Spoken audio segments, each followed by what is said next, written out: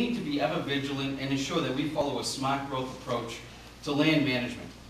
I'm a firm supporter of the Community Preservation Act and believe the investment we make today benefits not only our generation, but the generations that follow.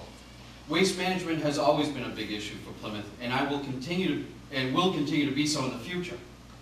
We need to encourage our citizens to recycle while negotiating a waste removal contract that won't penalize them for doing so. Taxes figure among the top 3 issues confronting us today. We do a lot of great things in Plymouth, and we would like to do even more. But we must always remember the impact our actions have on our taxpayers. And it's not good enough to say to cut $2 million without offering ways to accomplish the cuts. In short, Plymouth needs to always behave in a fiscally responsible manner with our taxpayers' hard-earned money and start treating its budget as we would treat our own household budgets.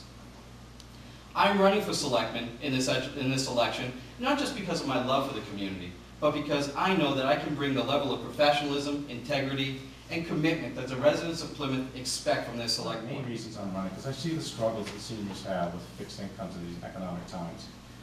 Plymouth is a terrific community with great services, wonderful people, several beautiful amenities such as the 30 miles of coastline, the shops, restaurants, the quaint village centers. I'm running for Selectman as well, so I can utilize my vast business experience and my community involvement to enhance professional and compassionate leadership on the Board of Selectmen. I believe we can do a better job in lowering the taxes by thinking differently in how a town can operate. It can no longer be business as usual. We need fresh ideas. We should be looking at consolidation and regionalization, as I talked about earlier. I also believe we should become more business friendly. Do you know that 77% of the taxes raised in Plymouth are on the backs of the 17,000 plus homeowners, and only 17% is made up of the industrial commercial? That has to change. It has to change now.